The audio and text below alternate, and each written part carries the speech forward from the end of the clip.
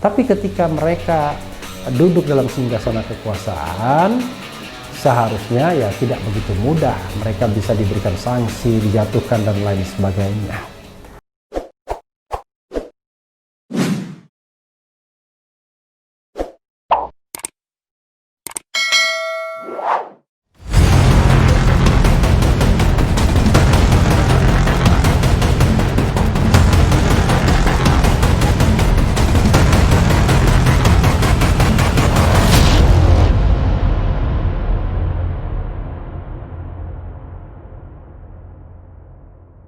Assalamualaikum warahmatullahi wabarakatuh, Sobat RH sekalian.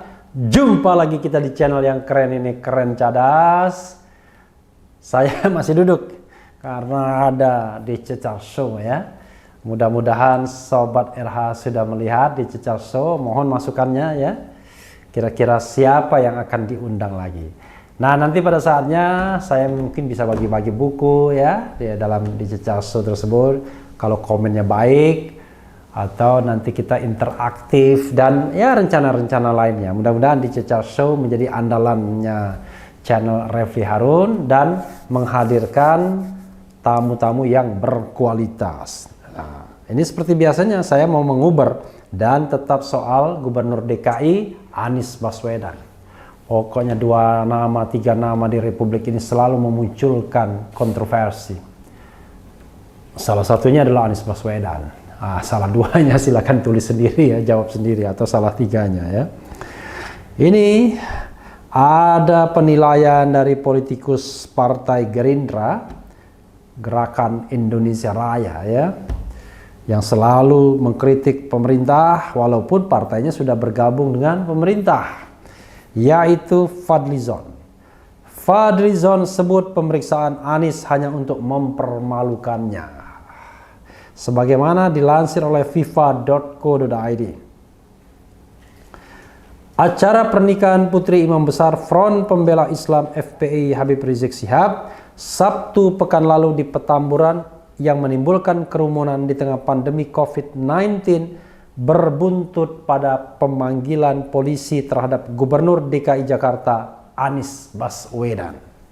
Wakil Ketua Umum Partai Gerindra Fadlizon turut mengomentari pemanggilan Anies ini. Menurut Fadli dalam akun Twitternya, pemanggilan Anies tersebut menabrak tatanan. Sungguh tak wajar menabrak tatanan, kata Fadlizon di Twitter Selasa 17 November 2020. Fadli menilai tindakan pemanggilan tersebut jauh dari demokrasi. Fadli mempertanyakan apakah hal tersebut memang bertujuan untuk mempermalukan Anies Baswedan. Luar biasa ya. Kita lanjutkan ya. Menunjukkan memang kita sudah makin jauh dari demokrasi. Kalau maksudnya hendak mempermalukan Gubernur Anies Baswedan, belajarlah bahwa sebaliknya langkah pemanggilan itu akan jadi iklan politik gratis prime time. Lanjutnya ya pasti kan semua orang membicarakan soal ini. Sebelumnya diberitakan Kepala Divisi Humas Polri Irjen Raden Prabowo Argoyuwono mengatakan Gubernur Anies Baswedan akan dimintai klarifikasi. Sudah dilakukan ya. Hal itu terkait kegiatan yang menimbulkan kerumunan massa saat pernikahan anak Habib Muhammad Rizik Syihab di Petamburan, Jakarta pada Sabtu malam 14 November 2020. Tindak lanjut perkara pemanggilan protokol kesehatan atas diselenggarakannya acara resepsi HRS. Penyidik sudah mengirimkan surat klarifikasi, kata Argo di Mabes Polri pada Senin 16 November 2020. Luar biasa ya. Anies sedianya dijadwalkan akan diperiksa pada hari ini di Polda Metro Jaya guna dimintai klarifikasi mengenai acara Habib Rizik. Sudah dilakukan ya. Tapi menarik ya apa yang disampaikan Fadlizon, senapas pula dengan apa yang disampaikan Andi Arief. Saya bacakan juga ya. Ini orang-orang yang selalu berbicara dalam tone yang berbeda ya dibandingkan dengan pemerintah. Andi Arief titik 2. Pemanggilan Gubernur DKI Jakarta Anies Baswedan oleh Polda Metro Jaya dipandang tidak wajar. Dalam surat bernomor B199/11-RS-11/124/2020 Ditreskrimum Anies dipanggil Polda Metro pada Selasa besok. Ya, ini kan ketika berita ini dimuat ya, belum Selasa. 17 November pukul 10.00 waktu Indonesia Barat. Di ruang unit Subdit Kamnek Ditreskrimum Polda Metro Jaya, Jalan Jenderal Sudirman, nomor 55 Jakarta Selatan. Pemanggilan Anies tersebut untuk klarifikasi berkaitan dengan dugaan terjadinya peristiwa tindak pidana dengan tidak mematuhi penyelenggaraan kekarantinaan kesehatan saat acara Maulid Nabi dan pernikahan anak Habib Rizik Syihab di Jalan Paksi Petamburan 3 Jakarta Pusat Sabtu 14 November. Jadi seorang gubernur kepala daerah dalam perspektif ini saya sudah sampaikan dalam video terdahulu ya, bukan tidak mematuhi ya atau menghalang-halangi, tetapi tidak menjalankan tugas dan perannya. Dan itu soalnya perspektif politik, lokal, dan administrasi. Pemanggilan Anies Baswedan soal keramaian oleh polisi tidak wajar, ujar politisi Partai Demokrat Andi Arief dalam cuitan akun Twitternya Senin 16 November. Dikatakan Andi, Anies tidak bisa dipanggil Polda Metro Jaya karena posisinya sebagai kepala daerah berada di atas satuan kepolisian wilayah. Kalaupun harus diklarifikasi, maka Anies hanya bisa dipanggil dan dimintai pertanggungjawaban oleh Menteri Dalam Negeri. Karena pertanggungjawaban Anies sebagai gubernur itu pertanggungjawaban politik. Karena jabatan politik harusnya Mendagri yang berhak memanggil gubernur pungkasnya. Rupanya Andi Arief pun kurang lengkap juga ya. Ya, itu sobat era sekalian soal pemeriksaan oleh Mapolda Metro Jaya terhadap Gubernur DKI Anies Baswedan. Ya, dari sisi hukum tata negara, sobat RH sekalian, saya pun sebenarnya sependapat baik dengan Fadlizon maupun Andi Arief.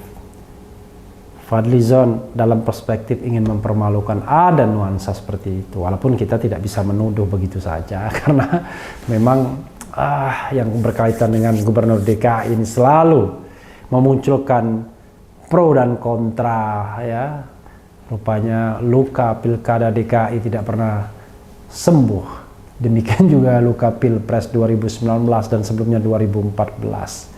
Jadi kalau luka 2014-2019 paling tidak sedikit ditambal dengan masuknya Prabowo dalam kabinet, tapi luka pilkada DKI terus berlangsung sepertinya. Tapi memang sobat era sekalian, dari sisi hukum tata negara aneh ya, tidak wajar rasanya, mempermalukan kalau seorang gubernur DKI diperiksa oleh Mapolda Metro Jaya. Kalau perspektifnya kita anggap mereka bagian dari Forkompinda, yaitu Forum Komunikasi Pimpinan Daerah. Apalagi yang memeriksa tentu bukan Kapolda Metro Jayanya, kan begitu. Tapi kalau dalam perspektif ini misalnya dianggap karena ada dugaan tindak pidana, ya memang berlaku prinsip equality before the law. Setiap orang sama di hadapan hukum. Nah, hanya memang yang perlu dipertanyakan adalah soal alurnya. Saya beranggapan alurnya harusnya, kan peristiwanya itu pernikahan Putri Habib Rizik Najwa Shihab, bukan yang mata Najwa ya. Kalau itu adanya, harusnya ya Habib Rizik dulu yang diperiksa.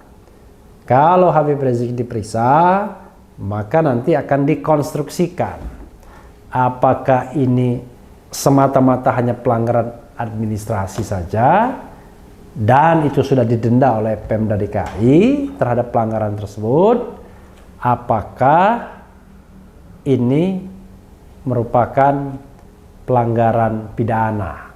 Nah, untuk pelanggaran pidana tersebut, ya tentu yang melakukan adalah yang berbuat terlebih dulu, ya, yang berbuat terlebih dulu.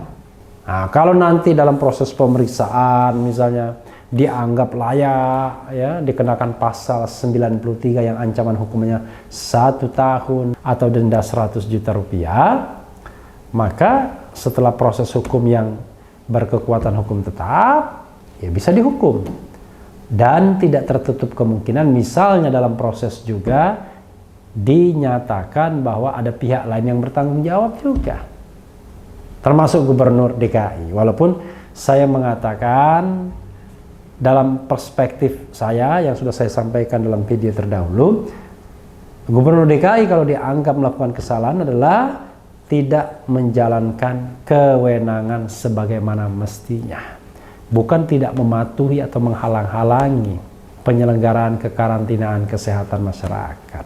Nah, untuk itu dia bisa ditegakkan hukum administrasinya, diklarifikasi oleh pemerintah pusat, karena bagaimanapun gubernur adalah subnasional dari sistem nasional atau nasional Indonesia, ya.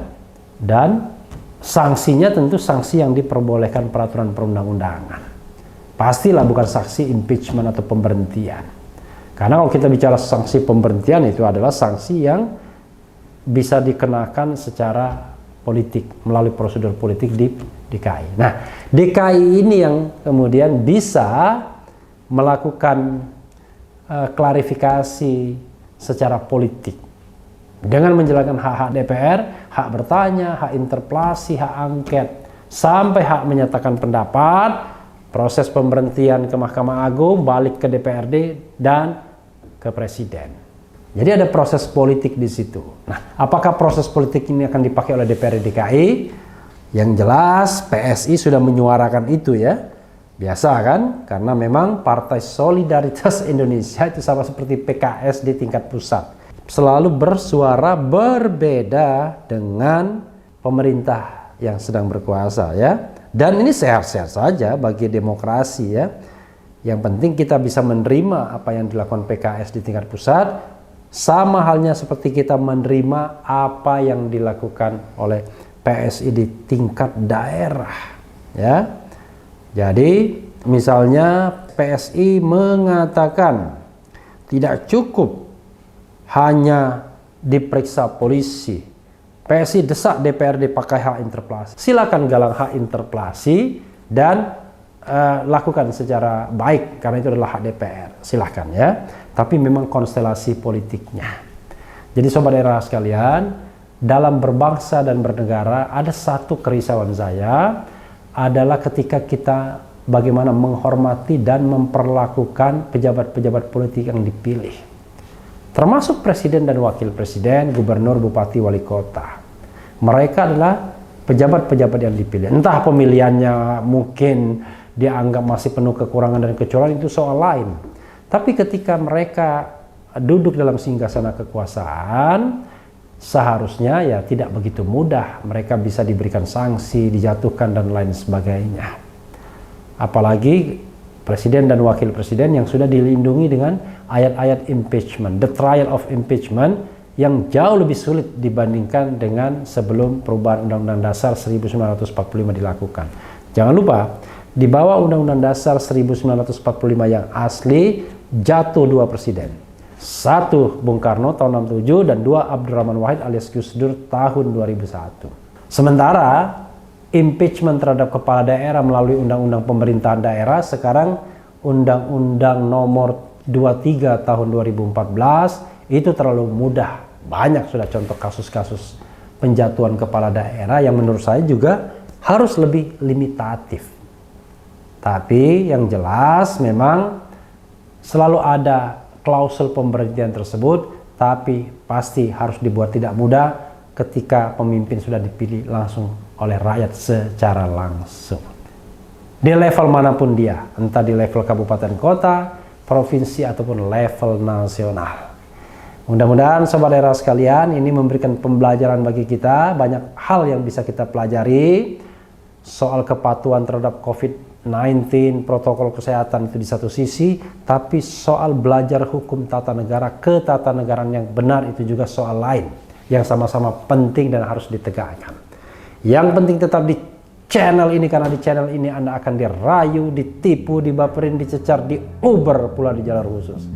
Karena channel ini adalah channel yang mengancam, memeras, dan membenci. Jangan lupa subscribe, like, comment, and share.